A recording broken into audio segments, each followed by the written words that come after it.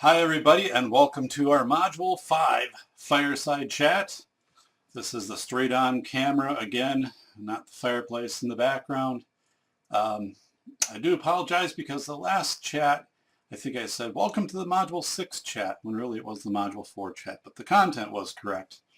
So I'm thinking today is going to be a little bit shorter. I know it's a busier time of year, testing starting, and we have daylight savings time coming up, throwing things off a little bit. So today is Thursday, November 3rd, and Monday, November 7th is my birthday. So I get to be older than I thought I would ever get to be. So I don't know, but it's all good. So I have a couple short little anecdotes to share. One is we had over 700 trick-or-treaters on Halloween. So we always do up our house. It's pretty neat. Kids remember it, but it's the neighborhood that draws this huge group of kids kind of from all over that come in. So this was a new record. We've been, 400 or 500 is pretty common, but it was good weather, and it was after school, so kids were already in the area, versus a weekend. But 700, yes. So I was a firefighter, and one kid came up to me and said, I remember when you were a Ghostbuster, and you should have been a Ghostbuster again this year because of the movie. And I said, well, all right, maybe I'll take you up on that in a year or so. But I was a firefighter, and that was very popular also, and it's an easy to do Halloween costume because I have most of the stuff. So funny story to share. So I work at the Wisconsin School for the Blind and Visually Impaired, and the Janesville Fire Department brought in engine 82 and an ambulance to let our kids explore, shore kids. Did a phenomenal job. The fire department, a real shout out to their work with the kids. And one of our students, high school student, wanted to go up into the cab and sit in the driver's seat. He actually had sight for a number of years and then had lost his sight once he was in high school. But so the firefighter who was close by said, sure. So I kind of helped, I'm like, okay, here's the railing on your right, here's the whatever. And he got this boy got his way up and sitting down in the truck, and you can tell he's situating himself, steering wheel where everything is, shift. And then the firefighter said, well, do you have any questions? And the boy says, yes. How do I start the truck? Completely serious. He wants to start it, wants to rev it up a little bit, hear those 400 horsepower. And both of us, the firefighter and I, were like, oh, not going to start the truck here today, but it was fun. That was one of the most genuine, just kind of fun comments, that could have happened in that circumstance. So again, that was really interesting, and I've done this a few years now, so I get used to when I take certain students around, feeling the different types of hoses, moving. The levers, the inlets where the water is, the spikes where you would step to walk up onto the hose bed and things like that. So it's really a tremendous event when the fire department is so accommodating, and they usually send along 5 or 6 firefighters, so they have plenty to work with the kids and take them around. So I am going to change gears a little bit today. Had an email request for a fireside chat topic from Danielle. So I don't usually get email requests. So Danielle, we're going to focus part of this fireside chat on your request. So I'm going to read it. And Danielle, I hope this is okay. He said, hello, David. I was wondering if I could request a topic for one of the upcoming fireside chats. I recently was reading about IEP teams on ed.gov and other sources, and I'm curious if you could share some examples of general education teachers on IEP teams positive or negative. My current cooperating teacher from my field experience has little experience with this, as most high school students already have developed IEPs before entering his classroom. That said, I would like to be prepared going forward in the event of being on an IEP team with an understanding of what my role should be. Any information is appreciated. So Daniel, that's a wonderful question. And you also get at one of my assumptions in this class, that people have IEP team experience. I mean, I've probably attended well over 1,000 IEPs in my career, but I've also attended those from special education and an administrator role. And to look at the IEP and kind of frame it in our talk of inclusion and what that means for the regular education teacher.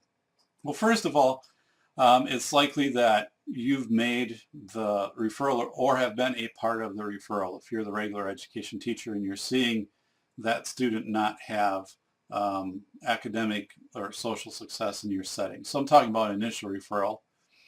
But anyway, you're aware of this. It's not going to be something that's going to be out of the blue. But I wrote down some things I want to step through, because I did think about this for a while. And a few things. One is, let's talk about, you said when you get to high school, a lot of IEPs are already developed. That's very true.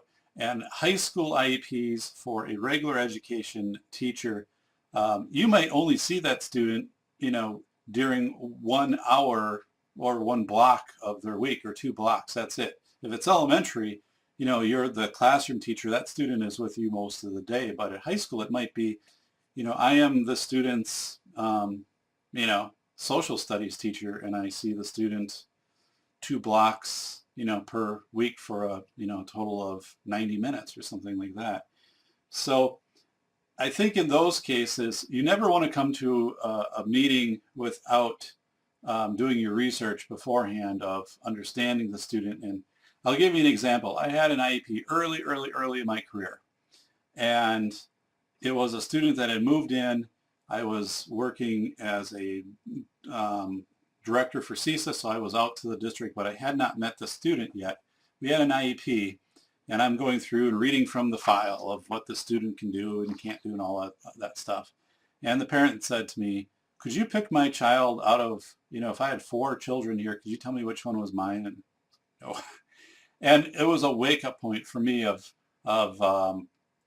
was very inappropriate to make the statements I was making based upon not having the context of the child. So that was early on, a lesson learned. But when you get to high school, a few things. One is there's a reluctance typically to change the IEP. The philosophy is, hey, it's worked this far, let's not mess with it. So just kind of go with whatever is on the IEP, what I call the uni-IEP. Now, I've been through a number of audits where I can look at IEPs in 9th grade and they basically look identical to 12th grade. Sometimes the goals are identical. And the argument that comes out is, well, if we pull back any supports, the student might not succeed. And the other argument is, if we have these supports in here, it's going to benefit the student for when the student gets to college. They're going to be able to get disability services, and some of that's accurate and some of it's not, regarding what you put in the IEP. But that's another philosophy of, there might be some pressure to put like all these accommodations into an IEP, especially at high school. Extended time on tests, preferential seating, a note taker, and all of these things. Even if it's not necessarily needed, that might just show up because it's like better safe than sorry. Question is it really? Because I think it's more valuable to be very precise on what accommodations truly are needed for that student. And then from the post-secondary side, those are most likely to be provided with fidelity versus if you have 20 accommodations for a student. And I have some students that I've worked with that have attended post-secondary who have said it's been hard when they have a lot of accommodations for the professors always to meet those. And it puts students in a hard position to self-advocate time after time after time without feeling like being a pest for those accommodations. So, but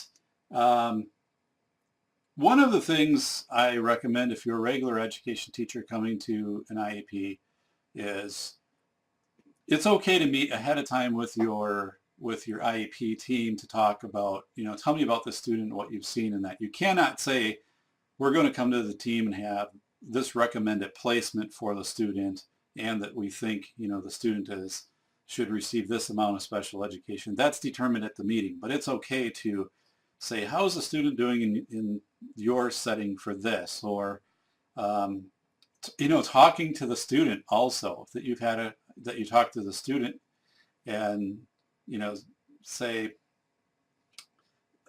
I notice that this is an area, where your assignments aren't as strong or reading. What do you do that helps, or what can I do that helps, or what ideas do you have? That first-hand discussion with the student is very powerful to come into a meeting and say, I sat down and I talked a little bit. We went over some of the assignments and some of the expectations and those types of things. So what you want to do is you want to avoid, as a regular education teacher or any teacher, things like saying, this looks like ADHD, or trying to pathologize or give a label to something. Talk about what you actually see.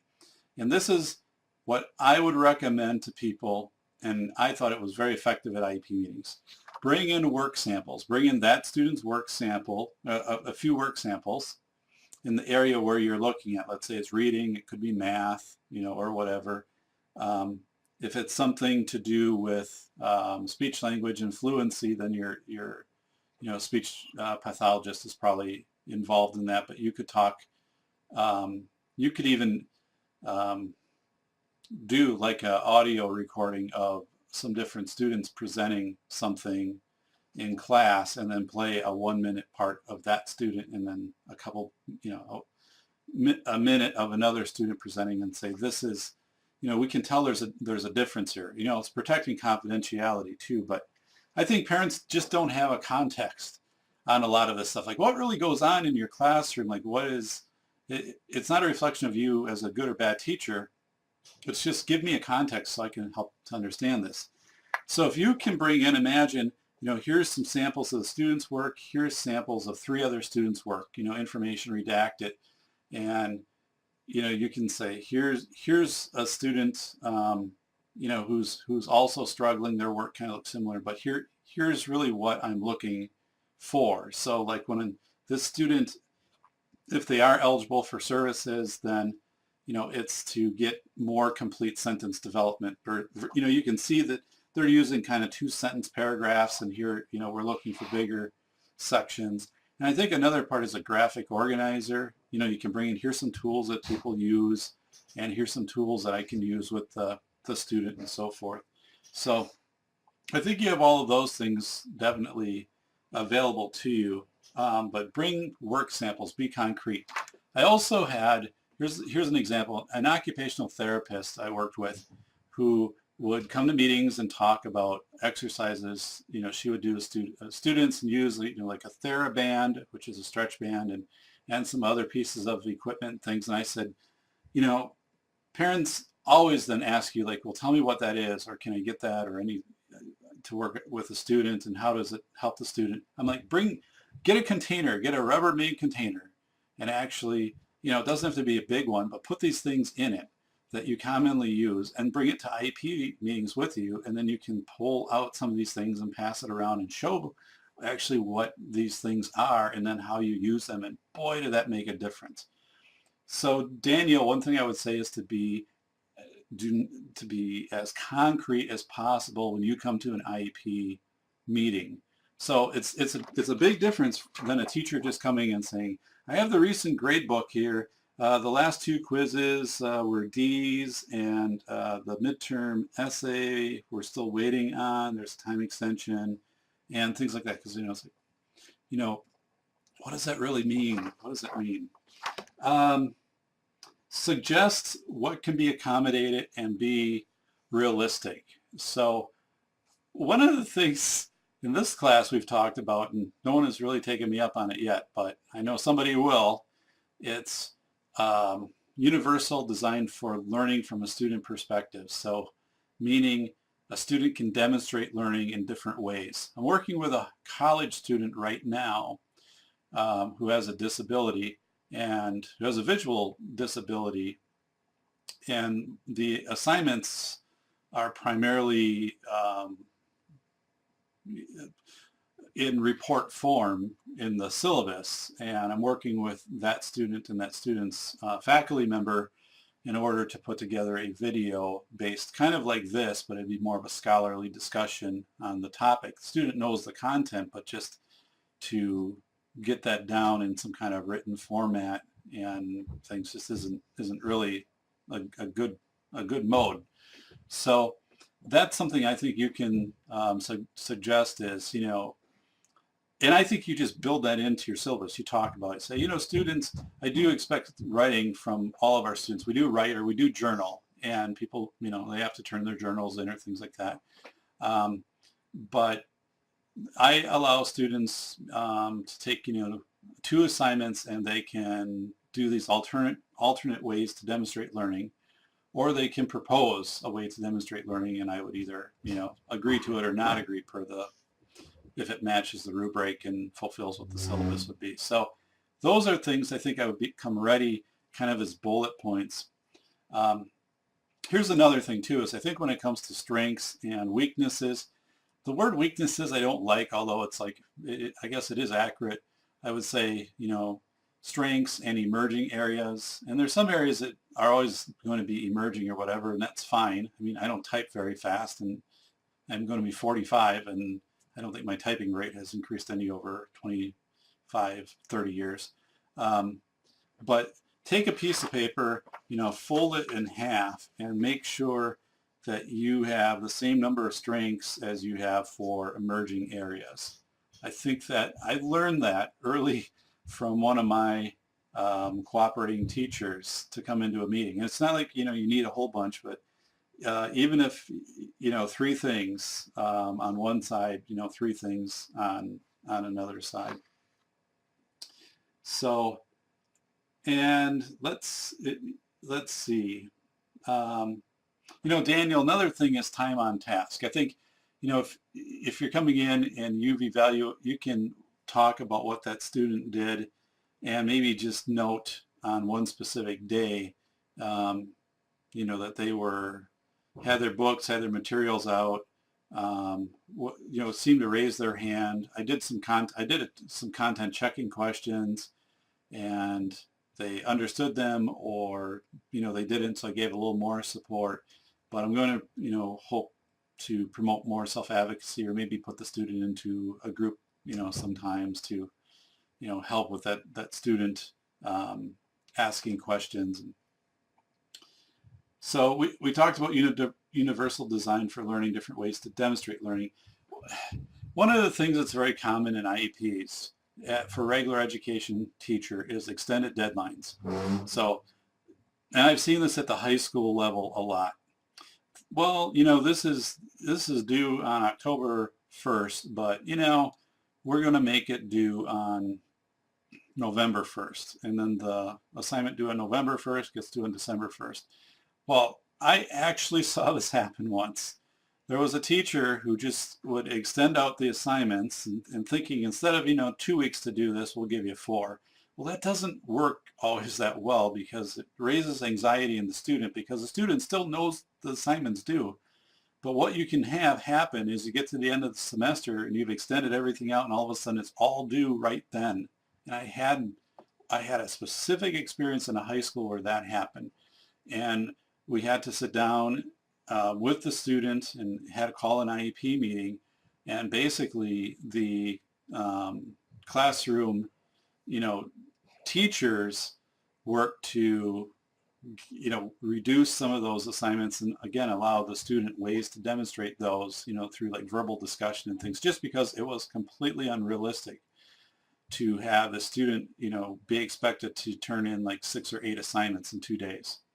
So it was a learning experience. I don't think anyone knew it was happening all at the same time. I don't think the social studies teacher knew the math teacher was doing that, knew the English teacher was doing that.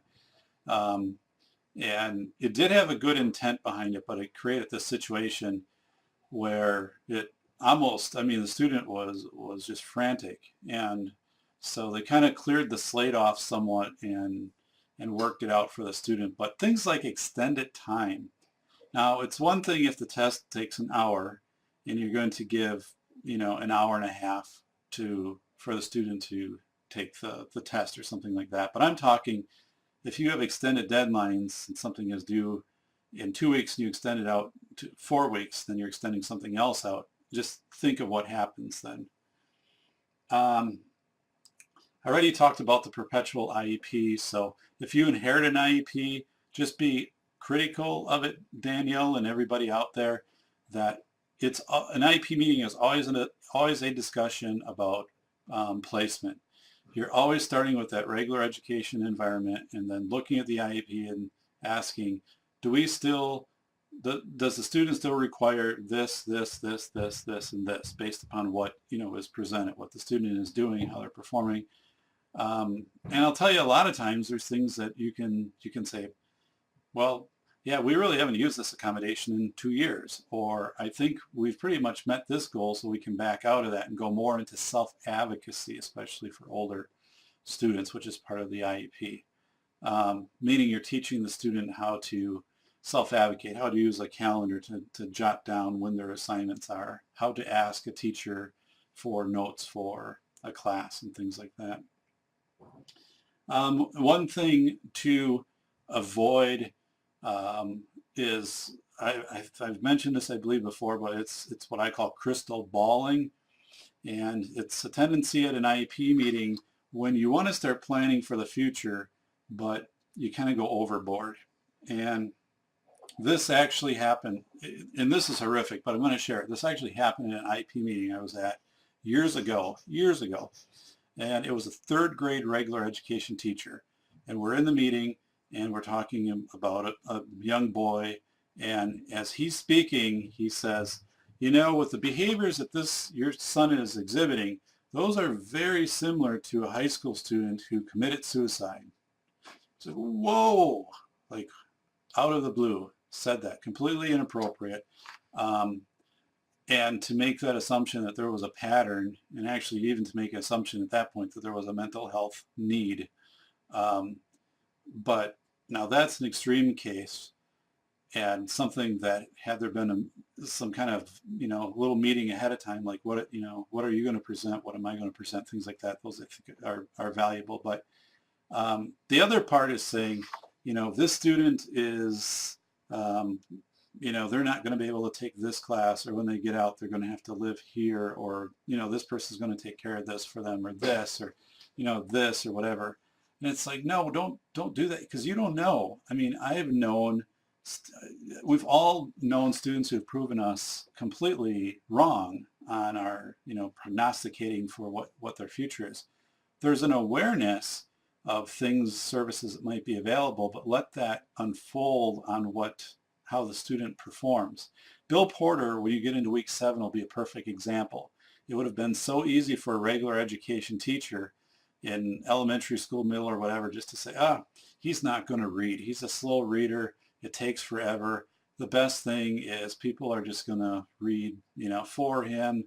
He can listen to some things on tape or listen to TV, but nah. And, and Bill, like, getting around, yeah, maybe like a scooter or something, but really it's not real feasible. Well, we're going to know when you watch the Bill Porter video, those things are out of the water. Those didn't happen at all. I mean, those would have been completely false.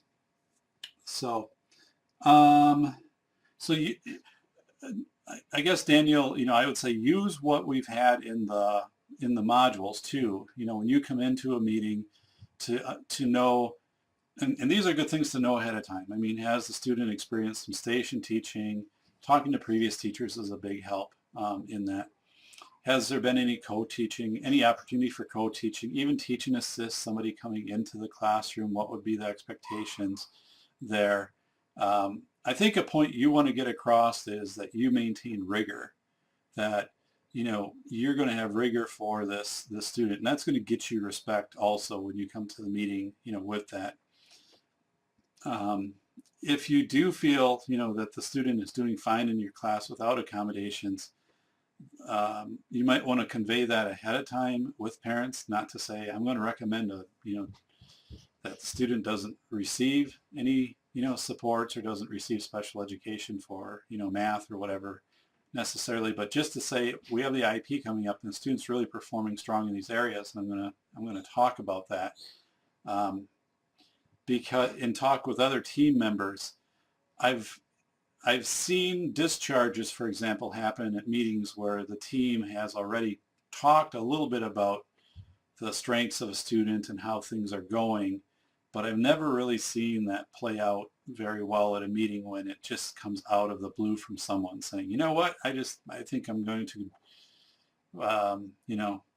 discharge all the support from, math or whatever.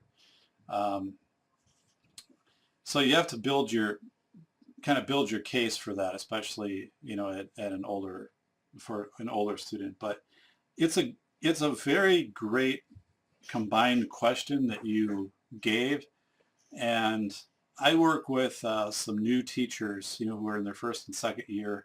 And now they've already been through 10, 15 IEPs. And they still say they get really kind of nervous before IEP meetings. Now they're excellent teachers, but you just gain experience from IEPs. I guess the best way is to sit in, observe as many as you can.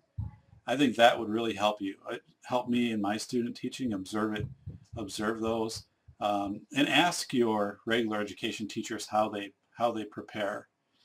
But again, coming back to what I think the expectations, you're going to be asked, how is that student performing in your classroom? And if you're not asked it, make sure that you provide it, saying this is how other peers perform in the class. And I think then that gives a context for everybody at the meeting, especially gives context for the parents, and especially if you can show actual things that are being done in class. That is so powerful, and we just take it for granted.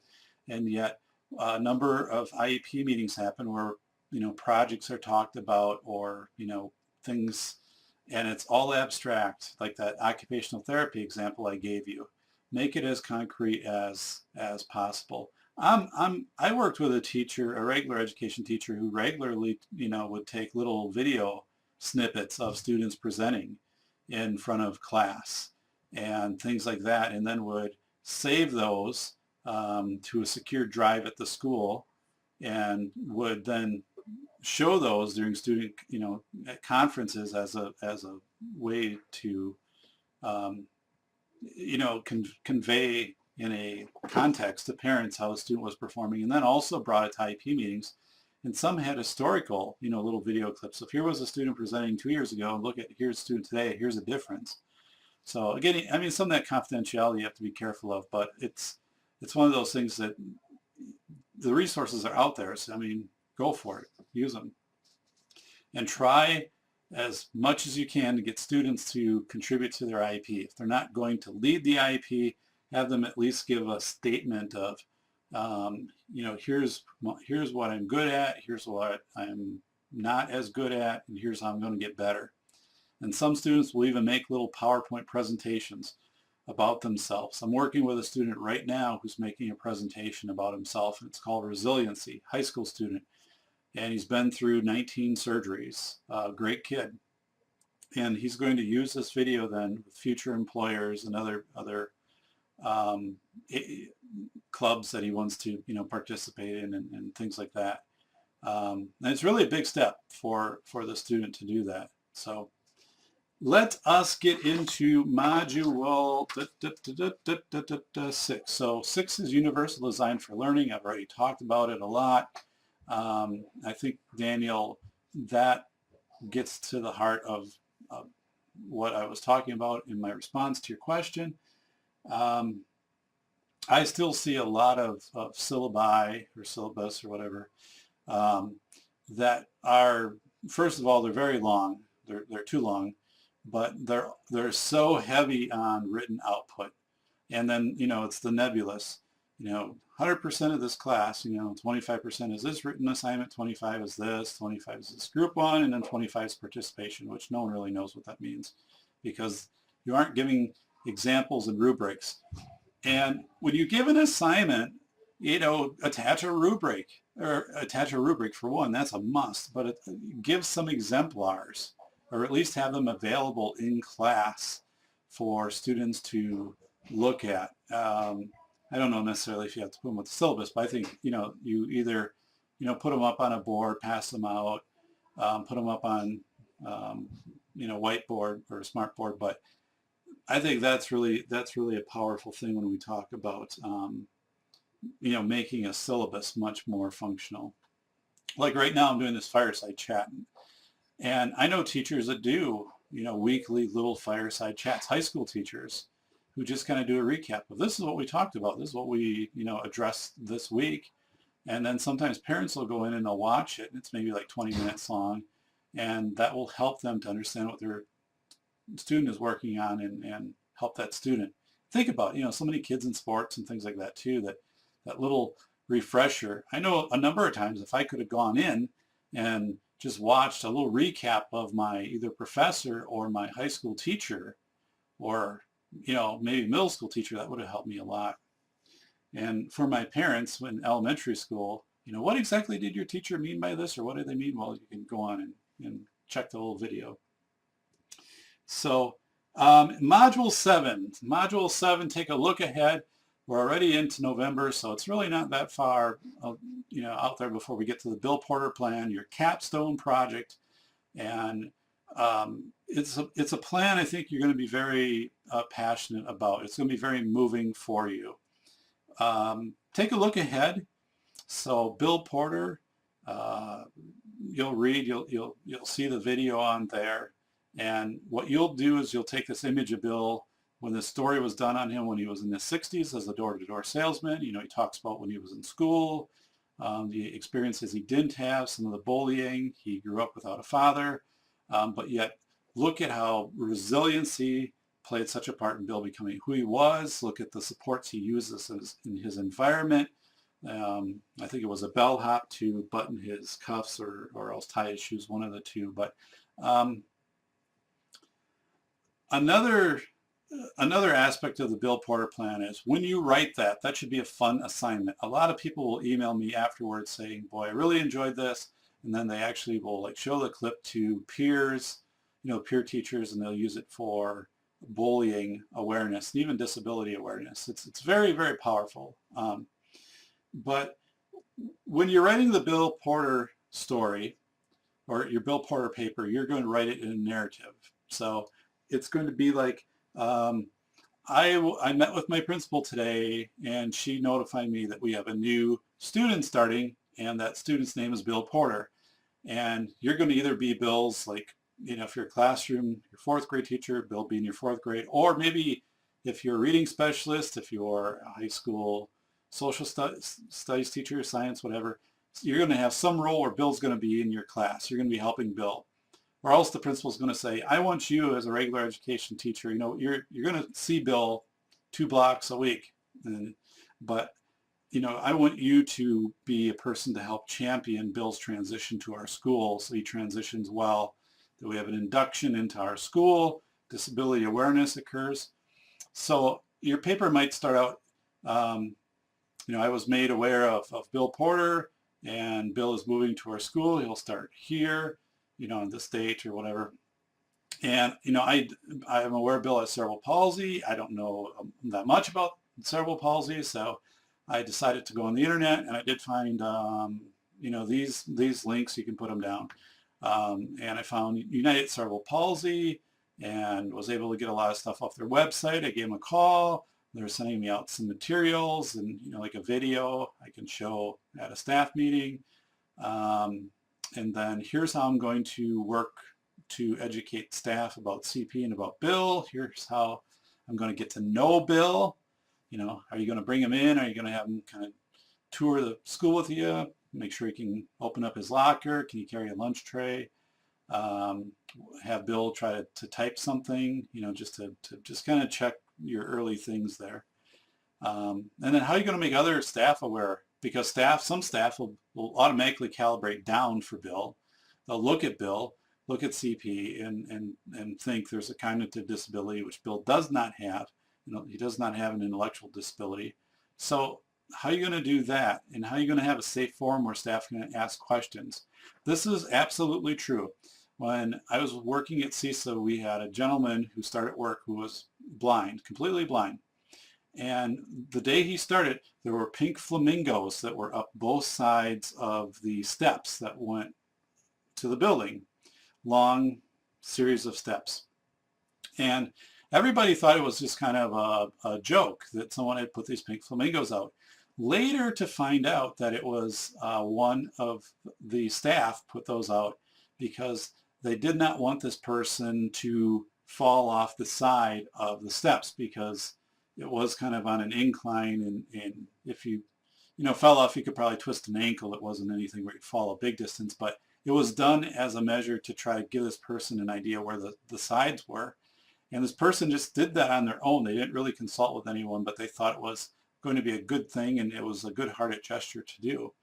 And another question came up, for example, and here's, these questions can come up with Bill, it was, if he's in the lunchroom and he's struggling, should we tell him, where his food is, like this is at 11 o'clock or this is at 12, or, for Bill, if he's struggling to get his milk container open, should we help him, or is that something he should just do, or should we have another student help him? Or so how do you set up where you have those questions? Where people lose points on this assignment almost always, again, so it's a first person, it's a narrative, like you're telling the story, just to somebody else. Where people almost always lose assignments, this one is they don't include clubs or ways to socialize Bill. It gets harder if you're younger, so you might have to, Bill's a kindergartner, maybe you can go to the local library for story time. Bill's in third grade, it could be student council, Cub Scouts. If he's in high school, DECA and clubs like that. But if Bill is really young, I mean, you can imagine and say, this is what applies now, but when he gets a little older, here's some clubs he would try. If it's a private school, make it appropriate. I mean, figure out how you might include him in various clubs that the school might have. And then for community too, is Bill going to go to Easter Seals Camp? I mean, is that going to be something available? Going to contact local parks and recs to see what's available for Bill? Any type of civic things that Bill can be a part of in the community. So things like that. I have a short story to tell, and it goes back to kind of this whole crystal balling theory with IEPs. And Daniel, this is an interesting one that kind of will couple back a little bit to your question too about the role in an IEP. I worked with a district that had a large group home, and it was a small district, very small district, under like less than 800 kids total, kind of a rural district. And they had a student that from this group home, student had an artificial leg, and the student in his IEP, thick documents, I mean, it came like in boxes.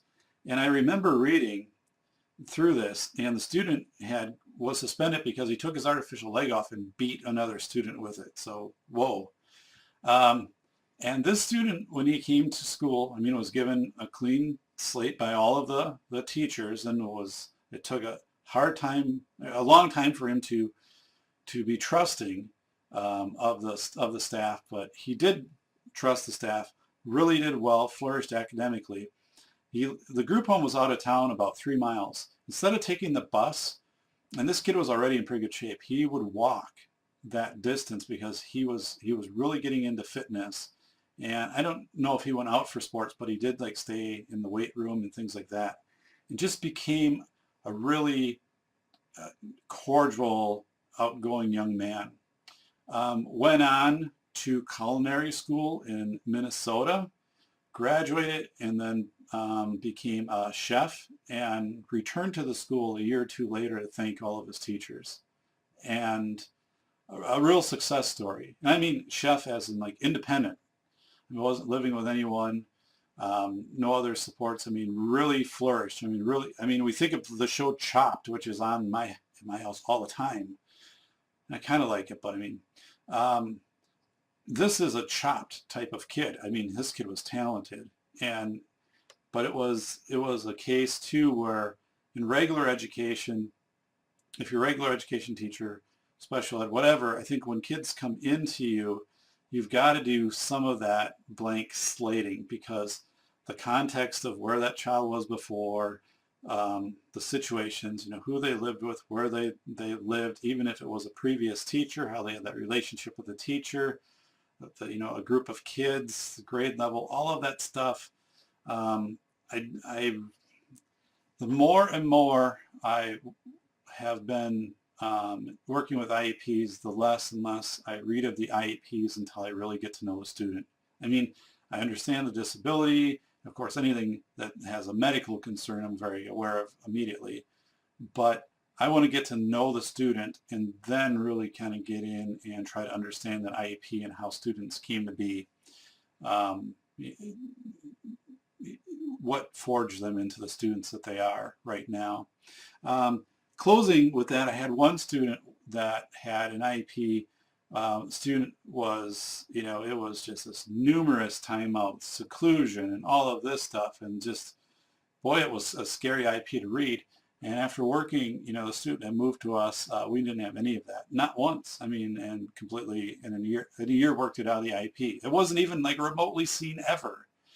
But I'm not blaming the previous setting or whatever, but that's what happened in that setting. So hopefully that's been helpful, because Daniel, I think the question you asked was, again, on target, or that cluster of questions was definitely on target, because yeah, what do you expect? And never commit, I guess, also to anything that you can't deliver in class. And one of the things often is, well, on grading, make sure you feel comfortable, and we do have some documents in here that can help you, but modified grading, is it pass, fail? Is it grade determined on effort? Is it between you and the special education teacher? Kind of work those things out ahead of time, just your general philosophies on grading, so you're not caught into, and this doesn't happen as much anymore, but I've seen some IEPs, where the student would either get, the lowest grade that they would give would be like a B or something like that, and I don't know. So anyway, if you see truck 82 in Janesville and a high school kid trying to start it up, and that is parked on 1700 State Street, which is Wisconsin Center for the Blind and Visually Impaired, just kind of yell up to him and say, hey, Mr. P says, don't try to start the truck, okay? So the thing is, I think the keys were still in it. So, but he was sensible. He would have just, but I'm kind of like, oh, yeah, that was the funniest thing, absolute funniest thing. So, that is all I have for today. Again, it is Thursday, November 3rd. I will edit this, hopefully get it posted. And then Monday, the 7th, is my birthday. So, and I will be 45. So yes, 45. Again, thank you for your posts, and I do enjoy reading your posts, making the responses. I'm really looking forward, especially once we get into Universal Design for Learning, and once you can start to dig into that Bill Porter plan and how you might put that together. So hopefully this video has been helpful, and we're going to make it just under 45 minutes here. Sorry, a little bit long on that, but you can listen to it as you're driving into work or driving back from work. So, all right, have a good Thursday, and thank you.